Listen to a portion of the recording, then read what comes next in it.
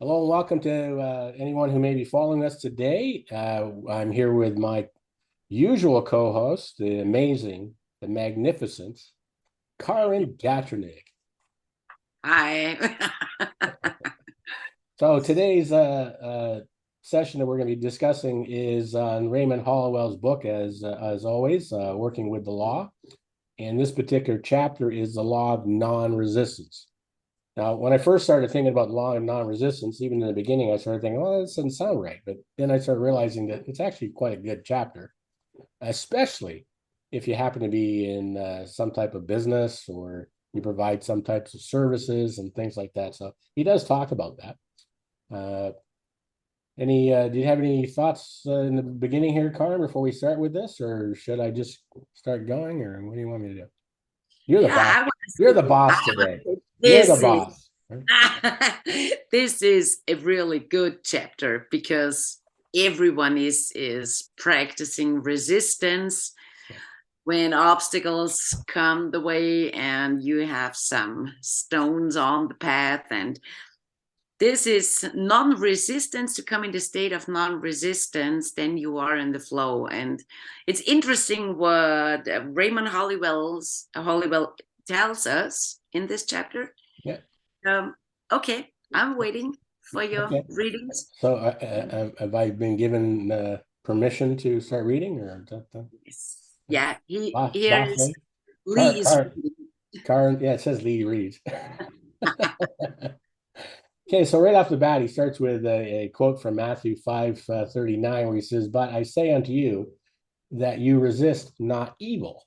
Now, I didn't really quite understand what that actually quite meant in the beginning, but then now as I start reading the whole chapter, I kind of understand what he's saying now. So uh, he starts out by saying, our interest in this law of truth is especially opportune at this time when, to many earnest students, there seems to be so much in the world to be met, which apparently cannot be met unless some resistance is set up. Sin and sickness seem to have multiplied despite all the efforts made to counteract them. Resistance as a means of securing peace and harmony is a mistaken and misleading idea.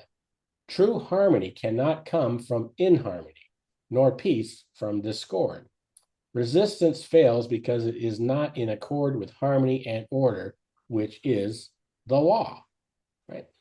Now he goes on again here to say, the master's doctrine. Oh, something I wanted to point out as I was reading that is, it's fascinating. Really, some of this is true, like today, and yet this was written in, I think it was 1939, I believe, and so you want to keep that in mind too as we're going through this. And the other thing too, I want to just keep pointing out as we're doing this program, he uses a lot of quotes and things from the Bible, and that's just simply for references. This is not a religious book. Uh, in fact, it kind of goes distance itself a little bit from religion. It doesn't distance itself from the teachings of, say, the Bible, but it does distance itself from what you might hear in a church, for example. Uh, so again, if you are anti-religious, don't worry about that because that's not what this is. But the references, I think it's actually fantastic. I think it's a great idea that he did by doing it this way. So anyhow, he goes on to say, the master's doctrine that ye resist not evil seems a paradox to some of us. It seems contrary to the natural reactions of a body. For when we meet with opposition, it seems natural to steel our energies, collect our wits, and use whatever means we have to outwit and break down the opposition, hence resistance. Right? Yet, as contrary as it may seem in one sense, when it pertains to the more serious things in life, we are unconsciously using the law in the trivial and material things. There are so many other names given to this law that we may not recognize it always as a primal law of non-resistance. For example, in our business world, we hear about the psychology of salesmanship, service, credit, free deliveries, expert advisors, and every other aid conceivable that will help us find the right pots and pans for the kitchen, the proper style and color for our crib, for the nursery, the chair for the fireplace, the accessories that are so necessary to show off the living room effectively. In fact, there is one business house that advertises we have everything under the sun. So no matter what you need, you will find it there. There is good business, you say, and the department heads know business is good as long as they use the law. Now, even again, this was written 1939, and here we are in 2022, and you'll find a lot of what he's saying here is true today.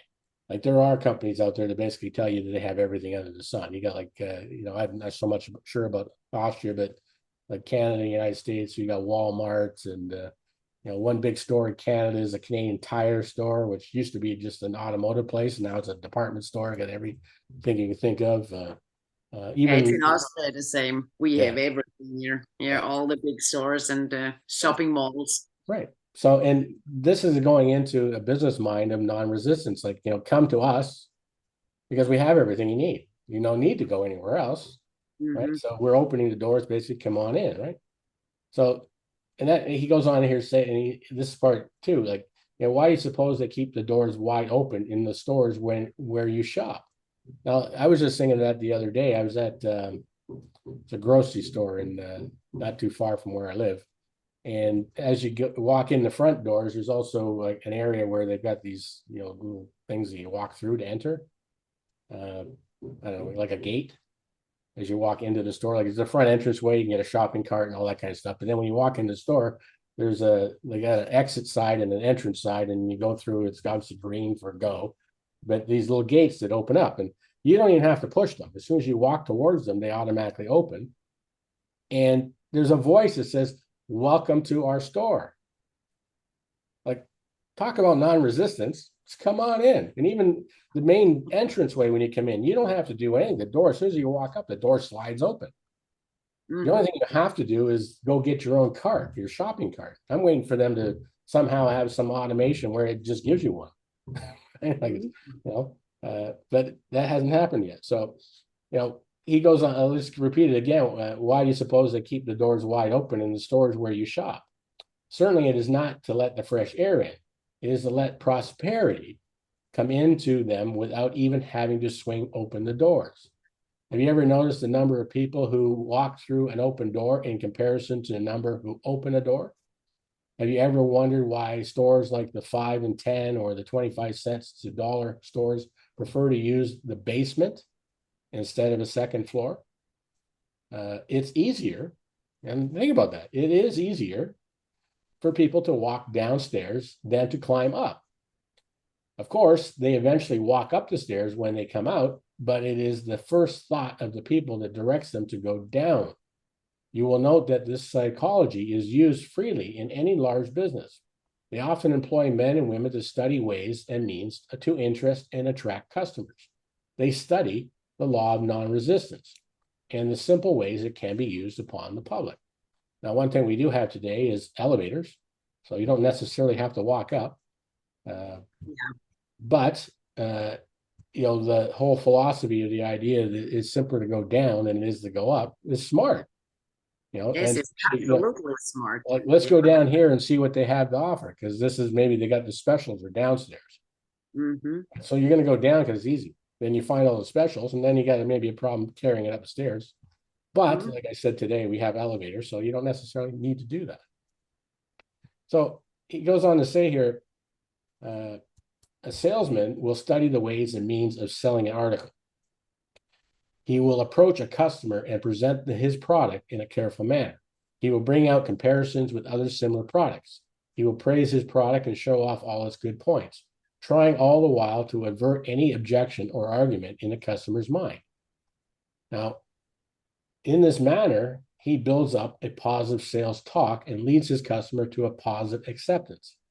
He will get the customer to say yes to so many things that before the customer is aware of his actions, he is signing a check or a contract. Or in today's world, he's doing an e-transfer. uh, the whole of salesmanship is built on the law of non-resistance. Successful business houses anywhere are using it. Department stores are the outgrowth of its use. When our grandparents went shopping with their baskets, there were many shops visited before they finished. Today, we can use the phone and order our list of supplies, very likely from one store. Mail order houses are dependent upon this method. It is a way that they make it easy for prosperity to come to them. I mean, think about it, like, Jeff Bezos, when he built the whole idea of Amazon, this is exactly what he did. Like, you can go Mhm. online, you don't have to worry about paying extra for the product. In fact, a lot of cases, the products are cheaper at Amazon. I know, like, there's stuff that I will get from Amazon that I can walk to the closest store here, and it's more expensive in the store than it is on Amazon. And then Amazon will deliver it right to me, probably the next day or the day after, for absolutely nothing, for free, right? Mhm.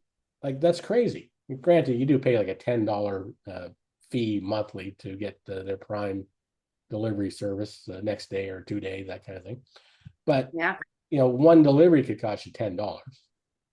Right? I imagine, is it €10, and you have Amazon, obviously, yeah, you have Amazon. Yeah, of course. Yeah. Uh, what's the delivery charge for Amazon in Austria? Is it same idea? Like, do you get $10? I pay €9 per month. I, Yeah, I think it's almost the same. Yeah. yeah. But it's so interesting when he talks about it as salesmanship, talks about his product Mhm. and all the positive things Yes, to lead the customer to this point where he can just say yes. right. And that's happening in manifesting or growing a business too. Why do people talk about the things they don't like? That's right. Yeah, Just talk about what you like and what's working out. that's right. That's That's the same idea. right. And that's, again, we talk a lot about the law of vibration and attraction.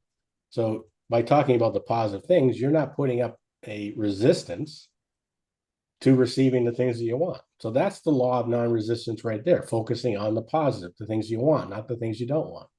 And that salesperson, like you're saying, like, I learned a lot of this back when I got into real estate. You know, it wasn't so much about me trying to push somebody into buying a house. It was about me asking enough questions of what they wanted, and then find them the house and say, look, and they walk in and go, this is everything we wanted. There's no resistance. And they immediately want to Mhm. make an offer because it's perfect or it's close enough. You're not necessarily going to get perfect in the real estate world, but you can get close enough. It's got the number of bedrooms you want, the number of bathrooms you want. It's got the size of the garage that you want. It's the age you want. It's the location you want. So if you ask enough questions, and you're open to receiving exactly what these people are telling you they want, why would you show them anything that isn't along those lines? Yeah, exactly. And I know when I was in the real estate world, there's a lot of real estate agents out there just showing houses to anybody and everybody, never bothering to ask, and they wonder why they're not selling it. Because what Mhm. happens is they go and show a bunch of houses to somebody, they're not even close to what they say they want. And then all of a sudden they go to an open house and it's the perfect house, and they buy the house off of the person at the open house. Or they meet somebody at an open house, a real estate agent at an open house, and that real estate agent says, "Oh, I have a house is exactly what you're looking for," and takes them there the next day or that later that day, and they buy the house. Now that other agent who didn't bother to try to create this non-resistance Mhm. lost the sale, and yet the person who did none of the work in the past just simply listened to what they said, thought about where they could take them to show them a house, and sold them a house. Right? That's understanding this law. Right? Yeah. So this says Karen reads. Karen reads, yes. On my paper too. Oh, I wonder how that happened. I have my papers here. Okay, so he goes on with business houses do not employ their only salesmen, for everyone is a salesman of some kind. Whether we realize it or not, we are ever selling ourselves to our friends for approval or disapproval. We are ever striving to put forth our best self and inwardly want our friends to see us in that light. A young man wishing to meet a certain young lady will try every means to gain an introduction. Then he will put his best foot forward, act his best, make the most pleasing impression. Why all this extra effort, you ask? Because he wants to make it easy for the fair lady to like him and wish to know him better. He's trying to sell her the idea that he is her best choice for a companion and friend. He may be unconsciously using the law of non-resistance as far as he knows.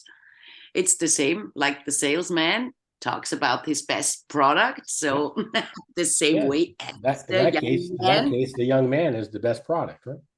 the young man is the best product. Yeah. Why does this young man put forth his best side? Oh, you say that is only natural. It is a habit or a custom. That is true, yet we become so governed by habit, a custom, that there are times when we, in working for prosperity and good health, unconsciously put opposition in our path through this force of habit. There are some who may be working to gain success and to bring forth an increase of supply or material wealth, and yet have gotten into the habit of talking and fearing hard times. We may talk about our neighbor or criticize the method he used to get ahead. We may fear business conditions, and when we see the graph take a downward swing, we fear for our investments and our job. When we do these things, we are very foolish. In fact, as foolish as a merchant who advertised extensively that on a certain day he would inaugurate the biggest sale of the year. After getting his patrons all keyed up for the bargains promised, he barred the doors and closed everyone out. For such an act, the patrons thought he must have gone crazy, or else he did not want any business to come in. Well, call him what you will, but some people are just as crazy at times when they want supply and prosperity to come to them and then bar the way with their conversations of poverty and discord.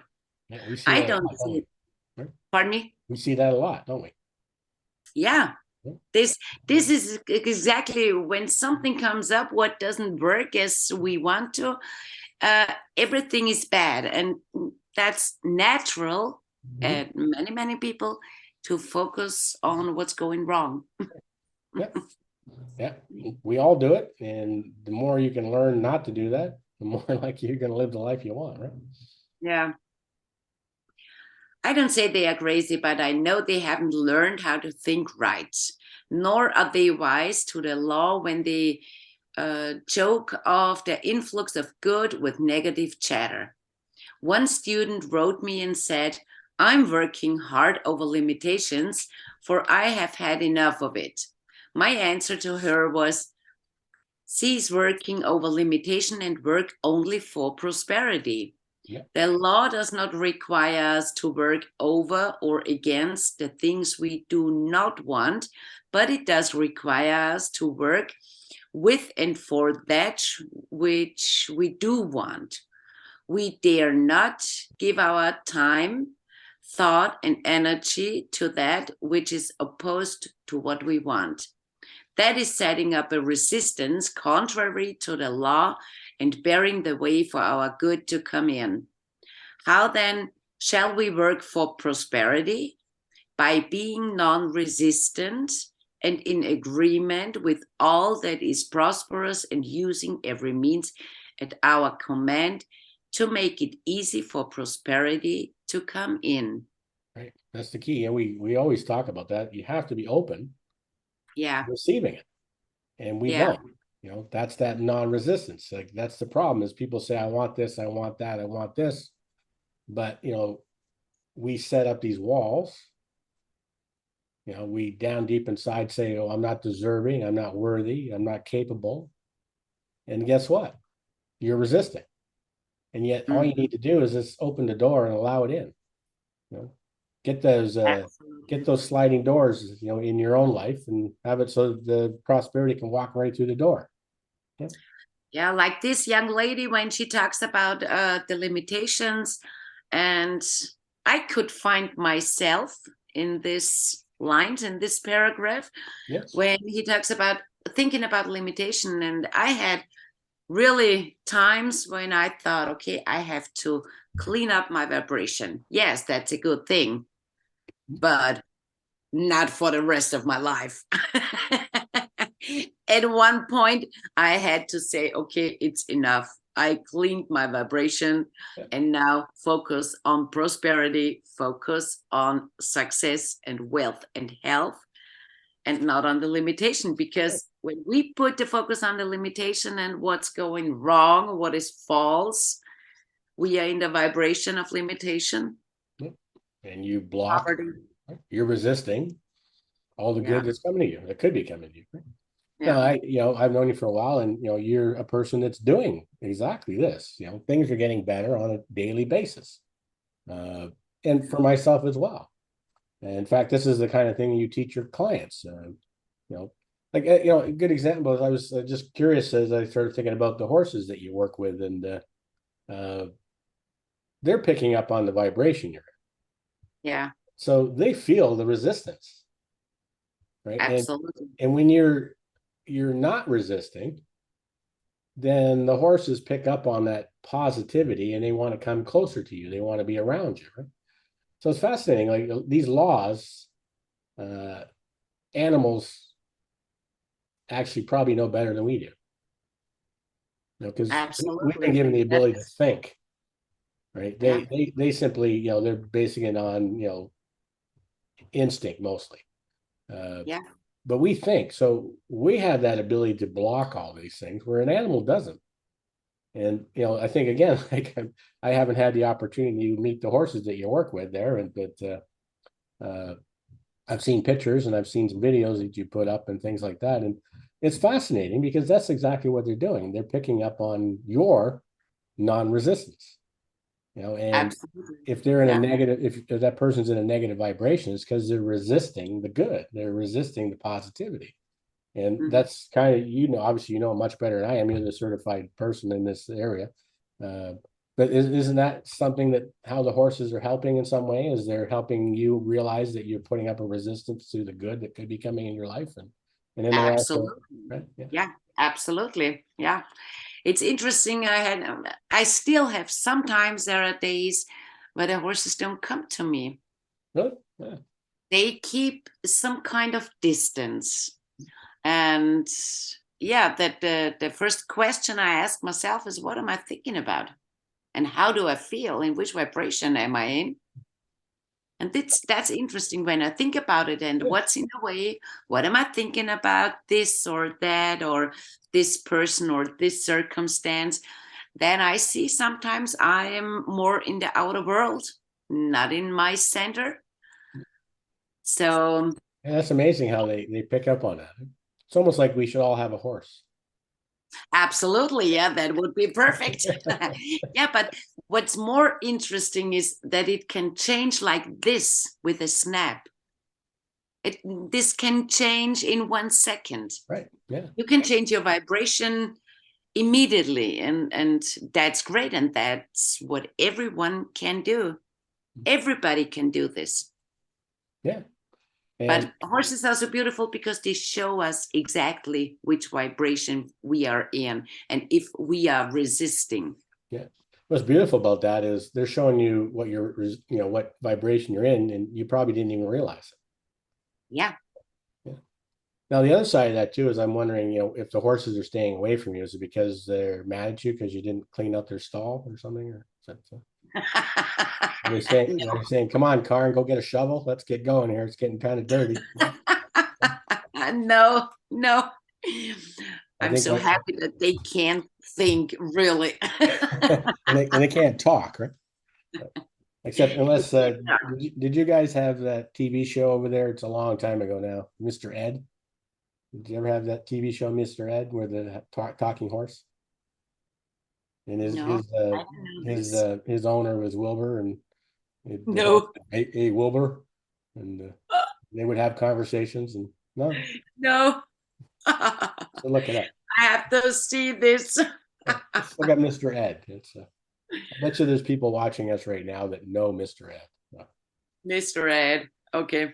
So this says here Lee reads, so that's me, right? Yeah. Yeah, that's your turn. Water is very powerful, yet it is a perfect non-resistant element. It's very true. We can see where it has worn away the hardest rock. We have seen it sweep away everything before its torrential outbursts. Bridges, buildings, trees, nothing can withstand its force.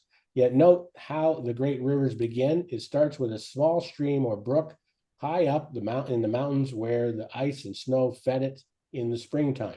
Note also that it is a very crooked little stream, nothing like the great river it finally flows into. You'll see the little streams of water run into a huge boulder, a fallen tree, or debris made up of brushes, decayed leaves, and the like.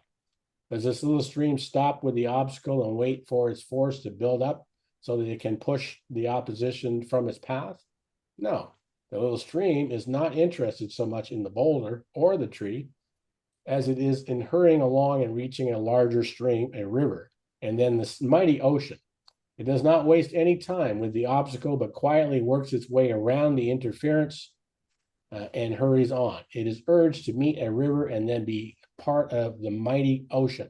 Thus, we see the little stream wind its way around and round many crooks and turns, but every turn takes us nearer to its goal, which we're supposed to live in life. This made me think of Niagara Falls. If you ever come to visit Canada, maybe you're going to do that sometime. Of And course. if you're visiting me, I'm going to take you to Niagara Falls and show you Niagara Falls. Now, what's interesting when you get there, like, you've obviously seen pictures of this the big massive falls you see is called Horseshoe Falls. That's the Canadian side. And then I forget, there's a smaller one on the US side in the United States, which I can't remember the name of. But anyways, the Horseshoe Falls, if you look at the history, it started several miles farther down. Like there's a point where there used to be a whirlpool, like as part of the tour where you go and watch this whirlpool, because the water would come through a rapids and then it would get down to this corner, then it would turn and it would be a whirlpool. Now the whirlpool, you don't really see it as much anymore. Don't know why. But where that whirlpool was or is where the original falls used to be.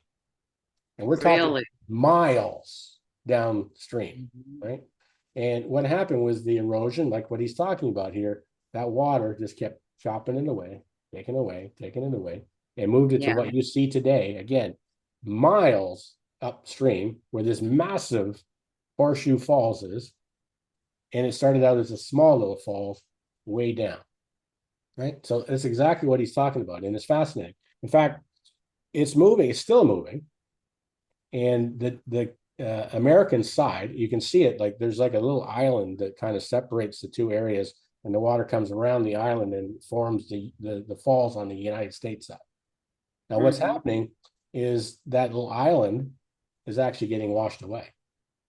So what they're Really? predicting is that the falls that are on the United States side are going to dry up Hmm. because the water, once it gets rid of that little bit of land mass, is just going to add to the Horseshoe Falls and make the Horseshoe Falls faster and bigger, right? So the Hmm. American Falls, again, I can't think of the name of it. They'll come to me. Me and names. I usually remember them like an hour later. But anyhow, they're predicting it's going to actually disappear.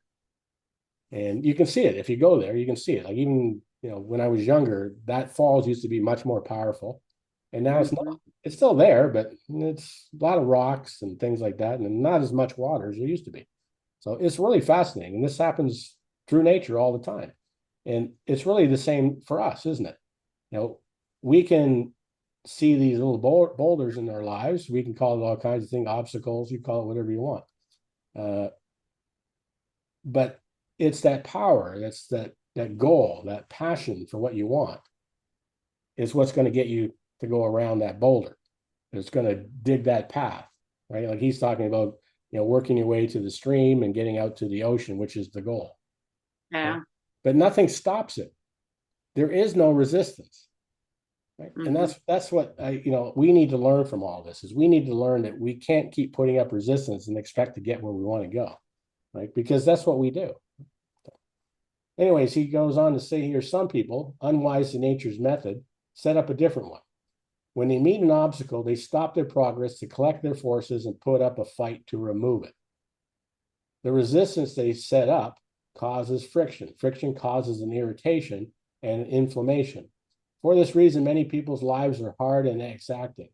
The waste of human energy is appalling. People in every walk of life are breaking down and wearing out like obsolete machinery. Remember, it is not the movement of a machine that wears it beyond use and service. It is friction. Friction is opposition and resistance. Now, if we go through life fighting and opposing, resisting, arguing, we are bound to meet with many obstacles and likely become so occupied fighting them that we lose sight of our real objective. If we are always getting steeled for the next opposition or trouble, we can expect plenty of it. Whereas if we strive to make little of the obstacle and keep our minds on the objective or the desire we set out to gain, we may have to wind around and around, but if we persevere, we will ultimately win. We will reach the goal.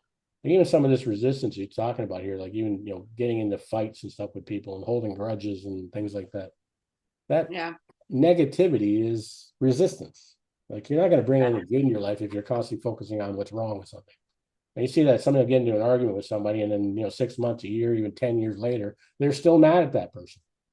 Mm-hmm. That's actually something that might come up in the next chapter on the law of forgiveness. That would be something in there that you might want to work on. It's So, always a question how much attention we give to the obstacles. And then right. This is when people always look at what's around them. Yeah.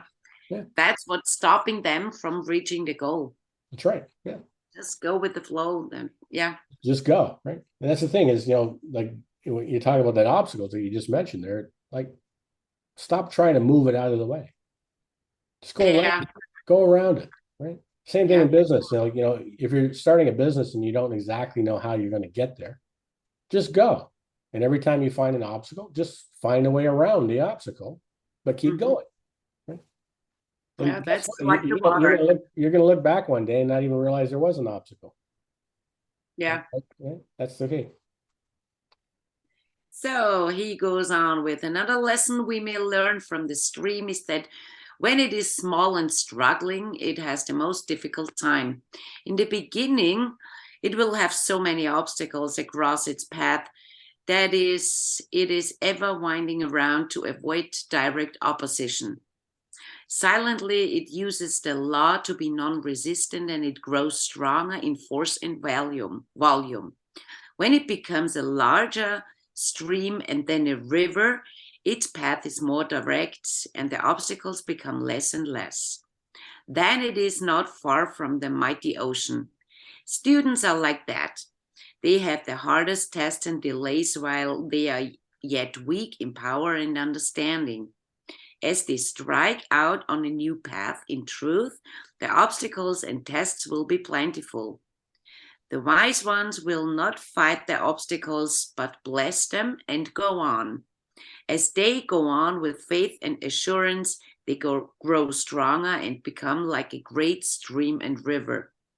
Their course becomes more direct, their understanding is of greater depth, and the mighty ocean, their ultimate objective, is not far from them. A woman recently asked for help to meet her problem. She explained that her home was mortgaged and it was near time for her to make a payment, but the funds were lacking. She had converted her home into a rooming house, hoping to get money enough to live on, but there was the difficulty. She could not keep her roomers because they were so quarrelsome and critical. The house was always in an uproar. No one was content, and she was ill in mind from the strain and anxiety. It was explained that she must use the law. She must not oppose the good, but strive to work with it.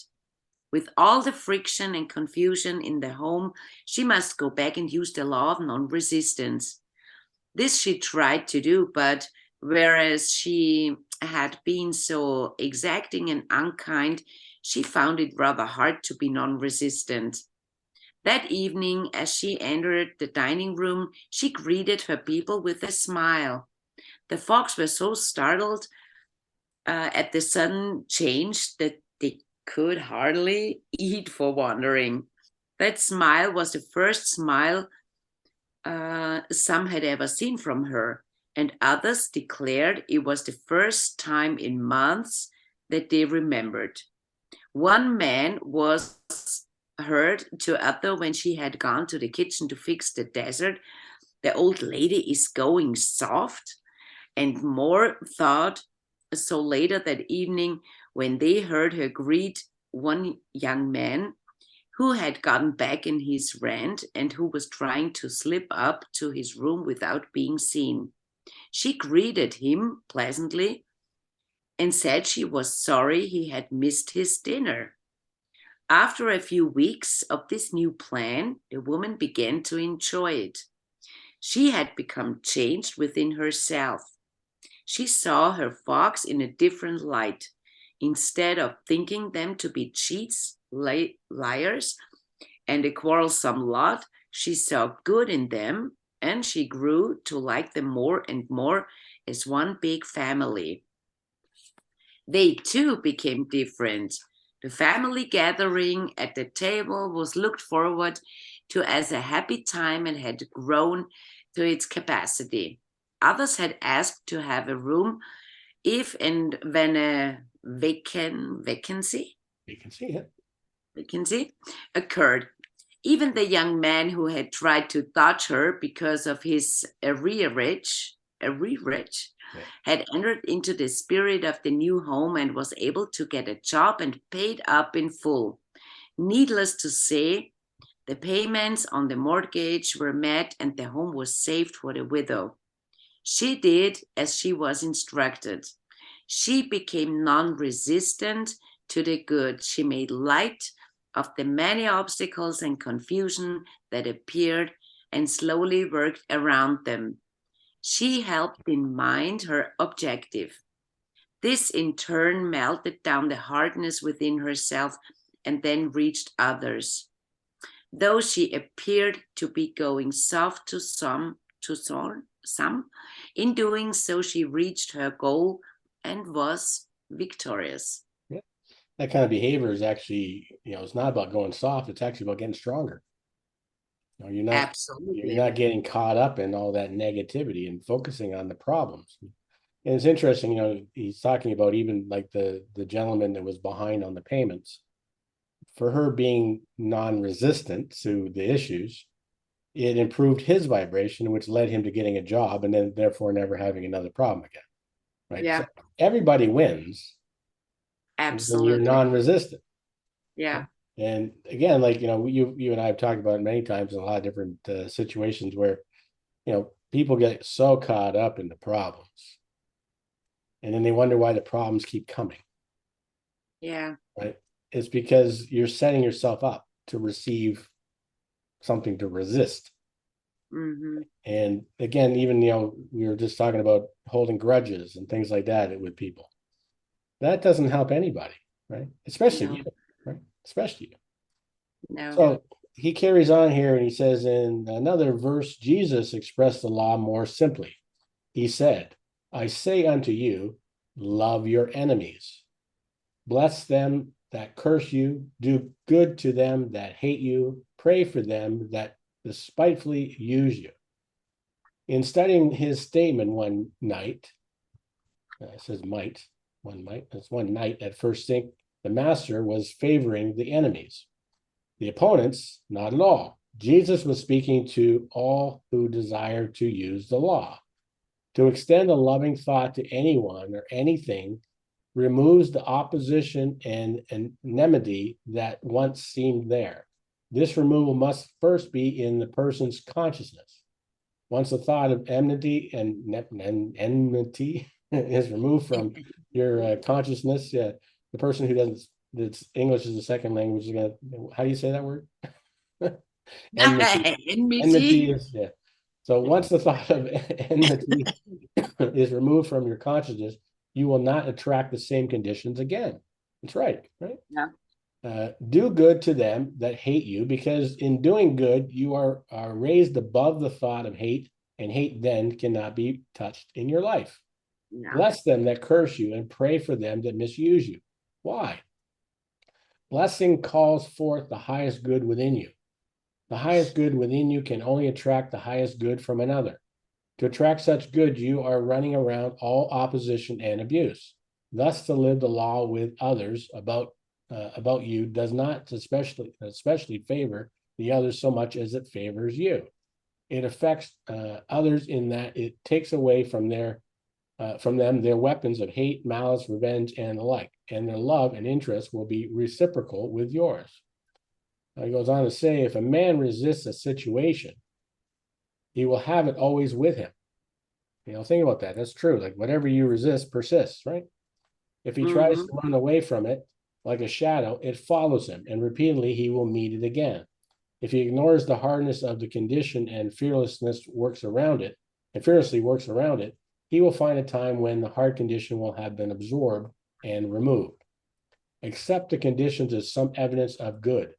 Look for that good, and by being acceptable to it, more and more evidence of it will appear. And he goes on again here to say, agree with thy adversity. Can't speak to that. Is another way of saying that nothing worthwhile and lasting is ever gained by argument. He who is convinced against his will is of the same opinion still. To disagree with the one only causes that one to put on his full armor, to collect all his forces in opposition to yours. To agree with your worthy opponent leaves him defenseless and without need of his armament.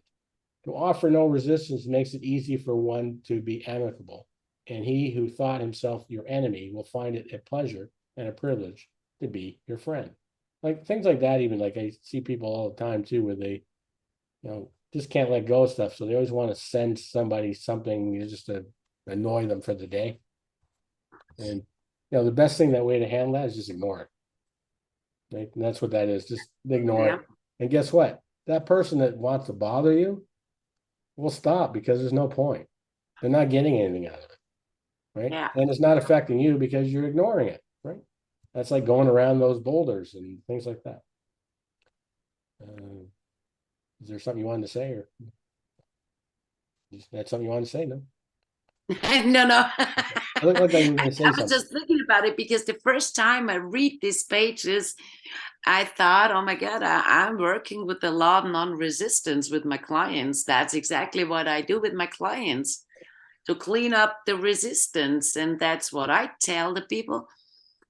It always depends how you feel in this situation. It's not the situation on itself, it's just how you feel. And if somebody says something and you get angry or upset, then it's your vibration that you feel that way. And when you clean up the own vibration, you are in a non-resistant state. And yeah, I wasn't really conscious about what I'm doing. So I'm working with the law of non-resistance. Yeah, yeah, yeah. And I think we were talking a little bit earlier, like your horses are doing that too, right? Yeah, absolutely. It's so interesting that he wrote this in what, 39. 1939? Yeah. Yeah, holds true. But then, like he's using quotes from the Bible. Yeah. That's a couple thousand years ago. Fantastic. Yeah. And there was, like if you're talking about Jesus was saying that 2,000 years ago. Yeah. And you can go back and, you got Tao and Buddha and all these people, they said the same things even Mm-hmm. longer ago. Right. So obviously this is the truth. The problem is we don't understand most of the truth. And Yeah. one That's of the true. things that I really liked about studying this particular book was, you talk about sin. Sin is actually not obeying the law. Mm-hmm. Like certain things that we're told is a sin isn't necessarily a sin. Yeah. It's these laws, like if you're resisting, that's a sin, Yeah. right? Because the law is non-resistant, right? It's a So every sin to time, your own life. yeah, it's fascinating stuff. I think this is a fantastic book. I highly recommend people grab this. In fact, if somebody wants free download, let us know, and we'll make sure you get a copy of that. If you're not happen to be on the Elevate Network, on the Elevate Network, you get access to all of these things. But if you're not, then ask and we'll be happy to provide you. We will be non-resistant in providing you with a copy of this book. Absolutely non-resistant. So anyways, it carries on with blessed are the meek. May seem literally to support those kindly, timid souls who are an easy prey for their more aggressive brothers. Rather, it refers to the one who is able to follow the law of non-resistance to the point of inheriting the earth and all things thereof. Now, that's a fascinating thing too. In the Bible, again, it talks about how the meek will inherit the earth. And, some religions will try to get you to believe that being meek means that you don't care about money, or you don't care about anything of, setting goals. It's just about living day to day. And then somehow that behavior is going to inherit the earth for you, which that's not what the meek are. The meek could be incredibly successful people. They're just not resisting a lot, and they're just allowing things to go. Like, I know some people that are incredibly successful, multimillionaires, and if you were to judge them based on their personality, you'd probably say they were meek. Yeah. And then if you look at their bank account, it's like, wow, like it's, and again, they're following these laws. In a lot of cases, what's really interesting is they don't even realize it. Yeah, there's a big difference between meek and weak. Yes, yes, very good. Oh, look at Cara. We have to make a quote out of that one. My point. That's a good one. There's a difference between meek and weak. Karen Gatrinik. Okay, I've heard it said that in this day, one cannot be a real Christian and be easy and forgiving. In this day, one must be on guard to protect one's rights from being overridden by the stronger and the more abusive. One does not know what is fully required of a true Christian if he thinks this. We are not asked to be a martyr for our belief, nor is it unchristian to be able to speak out fearlessly and positively. And again, that's what's fascinating about that. Like, he's absolutely right. Like, I've had conversations with people. Like, I've studied Christianity. I'm not going to suggest that I am Christian. I'm just not religious. I don't disagree with a lot of what's in there, but I'm just not religious. So it's fascinating. I get people that don't like Christians because they don't like this or they don't like that, and you have to behave this way. Well, the reality is from my understanding, is if that Christian hates you because of some way you behave or somehow you live your life, that's not Christianity. Yeah. So those are things, again, that the difference between studying this type of material, understanding the truth, versus a religion telling you need to believe a certain thing. Right? I don't want to take anything away from any of this, because I think it's fantastic. And if you belong to some organization that makes you happy and helps you live the life of your dreams, then you should stay there and keep doing Absolutely. it, right? Because it's putting you in the right vibration. But there are some that don't.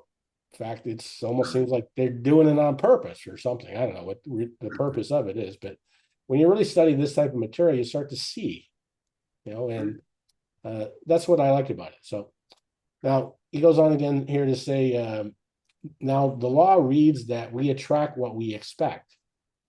So if one believes he is an easy mark, a doormat, a weakling, if he expects to suffer imposition and must resort to warlike means for his protection, then they that take the sword shall perish by the sword. The law of life reacts upon man according to his understanding and application. This is fantastic stuff. I noticed the part that you're going to start to read now starts about being meek again. So there you go. You throw your new quote in there if you like. It's the new Karen Gaffinick quote. I have to. I have to Maybe look we get it that to go up. viral on social I media. saw it here in on these pages, so it's not not from my side. It's not coming really from me, but I've read it here in these lines. I don't know where. Maybe it comes now. Oh, okay. Oh, that wasn't your line? Well, it is now, though. We made it yours. Okay, accepted. You're gonna find there's tons and tons of quotes. You can go out there and find tons and tons of quotes that you think somebody said, and if you really investigate, you realize that they didn't say it. Somebody else said it. Like there's a lot of even like I studied a lot of Bob Proctor material. There's lots of Bob Proctor quotes that people it says Bob Proctor on it, but if you search it out, it was probably Napoleon Hill or Earl Nightingale, or it could even be from Raymond Hollowell and things like that. But because he said it so many times, people think it's his. Right? Hmm. So we're just going to say that this is your quote. Okay, Right? I like it. So he goes on, to be meek does not mean that we are submissive to the conditions of discord and disorder. We are meek only to the law.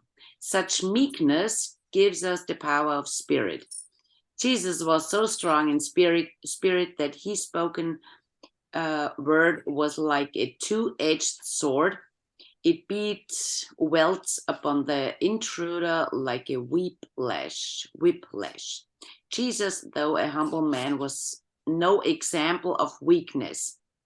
When he spoke as one with authority to the scribes or cleared the temple of the money changers, he showed a strength that was a delight to his disciples to the extent that they implored him to be their king. Do not confuse meekness with weakness. Raymond Hollowell stole your quote. Holy shit. Nature eliminates weakness, and so she should. Weakness ever creates weakness. This brings on deterioration and finally death and decay. Okay. To live wisely, one must be strong and positive, though righteously meek. Such strength is not measured in physical brawn and muscles, but in mind and spirit. No one can be truly meek who is not strong and spirited. Meekness, then, is that strength appropriated when you do not argue, when you do not become angry or boastful and proud, when you do not insist upon having your rights in a quarrelsome manner.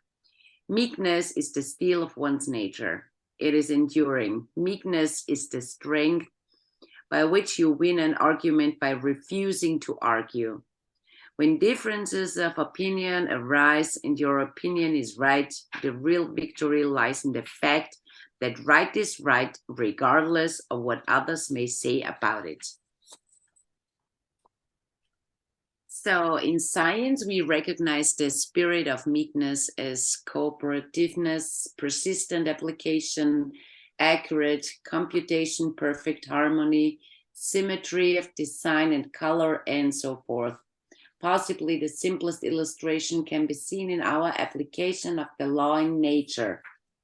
We exercise the spirit of meekness in accepting the terms of nature, and the more fully we cooperate or submit to her, the more abundantly we are blessed. We carefully select the best seed and plant it in the right place at the proper time and in the most fertile soil. Careful are we to water and cultivate the growing plant to ensure a bountiful yield. Why are we so careful, so particular, so non-resistant to obey nature's law? Is it because we are weaklings, crave excessive work, and in general, simpletons because of the utmost care and attention we are obliged to give? Only he who does not meet the law with non-resistance is foolish. With whatever degree wait a second, I lost my line. Okay. When perplexed, In whatever degree the wise one meets the the law. wise one meets the law with meekness, non resistant, so will he be benefited. Thus, as man applies the spirit of meekness to the principles of his daily life, not to the conditions, so will he be proportionately blessed. When perplexed, remember the little stream of water and how determined it is to reach the mighty ocean. Be that determined to reach and realize all the good that is awaiting you. Why delay its benefits by putting obstacles into your stream of prosperity? Let us come over the path of non-resistance. Every worried thought, every fear, doubt, complaint, argument, and angry thought, but so many boulders, large and small, that you cast into your streams. These tend to change your course and to lengthen the time for your goal to be reached. You need your forces for good with the good that is seeking you. Remove and dissolve every obstacle by blessing it and being willing to understand it. Mark it no longer a stumbling block, but a stepping stone leading to your highest good. Very good. This is an excellent chapter. I like it. Yeah, this I is highly excellent. recommend it because it's so true. And this is the key is like we've said many times, and a lot of things we talk about is we have to be open to receiving the good that this universe wants to give us. You Yeah. can have your vision boards, you can sit back and meditate, visualizing all the wonderful things that you want in life. But if you have resistance, you're You're not going not to have open. it. Like, You're not receiving all the ideas. that's right, and that's the key. And and even we talk about hitting a resistance wall, or the way Bob Proctor described the terror barrier, things like that. That's resistance. Like that's resistance. Like I like to refer to it as a resistance wall, and the reason being is because you're resisting going through the wall, and Oh, I think terror barrier, I like it more. well, it can be right. It's an interesting experience to hit this terror barrier or resistance wall. Yeah, Absolutely. yeah, and the key is can it be terrorizing? Yes, Yes. but the reason that I think that if we talk about resistance here, uh, your average person isn't necessarily hitting a terror barrier. They're resisting by saying, "Well, I'll do it after I do this first." Mm-hmm. Right? So they go back and forth around the wall. They never actually go through it. Yeah. Right? They're resisting what's on the other side because they're not Yeah. conditioned to experience what's on the other side. So, like you'll see a person starts a business and they get to a certain level, and then they think, "Oh, you know what I need? I need another business." Mm-hmm. Instead of going through the wall and taking that business to whatever heights you can get it, Mm-hmm. they distract themselves and create another business. Now they got two businesses. Neither one of them is going to go through the wall. Yeah, Right? absolutely. And And that's I again, know this. I know this terror barrier resistance wall. When you talk to me about these calls, and I should speak English on the calls, and I hit the wall, yeah, you did. and it doesn't feel good, but But it's you went so through it. great when you go through. It's great. It's It's a like it's like what totally Hollowell's different talking life about on with the the other stream, side. right? Like that, Yeah, he's talking about the stream and you come to a boulder. Well, yeah. it just keeps going. It doesn't, stop because there's a boulder, right? That's Hmm. that wall that we're talking about. That's the resistance, right? So, and you did it. You're saying, English is my second language, and I've known you for a while. And I've never had a problem understanding what you're saying. Occasionally you get the word maybe pronounced a little off, but hey, you should hear my German. It's not German. At least your English is English. Right? Like, Yeah, but it's fantastic. yeah, So yeah. Like, yeah, again, you had resistance to the idea, but you yeah, went through that wall, and here we are. This is not even this is not the first show we've been doing. This is what, fourth or third, right? a Third, yeah. third, Yeah, fourth, yeah, we do thinking and grow rich, we did abundance tuning, and now working with the law, right? this is Uh, a lot. and everything's in English for you. Yeah. Yeah. And it's wonderful. It's beautiful. It's fun. Yeah. Yeah. Right.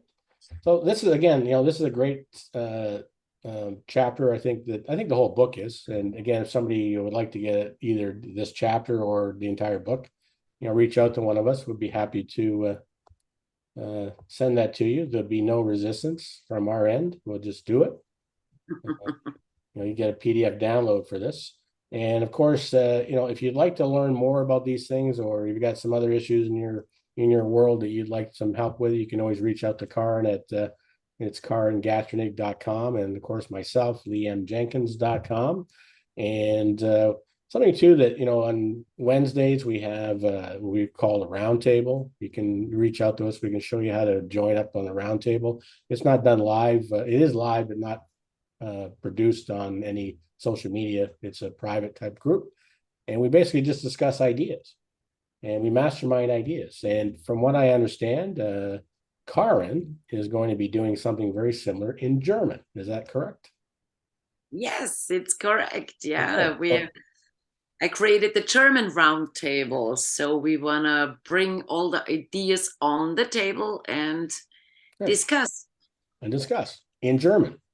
in German. Oh, I don't think I'm invited. This, Yes, you are, of course. I can say things like Dankeschön, and I think that's about it. That's great. Actually, it's Fantastic. surprising when you really think about it. Like there probably are words I know that are German words, because it becomes part of society in some ways, right? Like I think Yeah. everybody knows Dankeschön. Dankeschön. Like it's probably not pronouncing it correctly, but still It's understand the word, perfect. right? It's Uh, perfect. yeah, and I probably can think of others.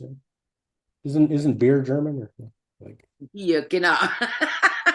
Beer is German. Yeah. Yeah, so I know two words, I guess. Yeah. Anyways, so we're going to take off. It's the end of this episode. We'll see you again next week with the law of forgiveness, which again, that's a great chapter as well. In fact, well, there's a lot of issues. I can talk about some of the things going on in my life that I realized that I could have probably overcome had I understood this law earlier. Mhm. And it's fascinating too. Like it's something that actually reminded me of something, and it was Louise Hay in her book. How was it?